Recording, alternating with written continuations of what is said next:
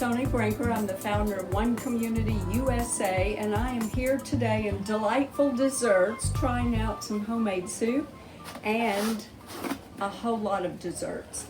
Anyway, first time try. That's really, really good. I have a little bit of restaurant industry in my background. Now I'm going to try chocolate cake. I must tell everyone I don't like chocolate, but I'm willing to give this a try. So hang on.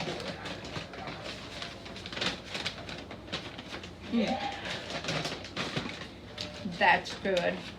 And believe me, I don't like chocolate, but this I like. Come on down, everyone. Thank you.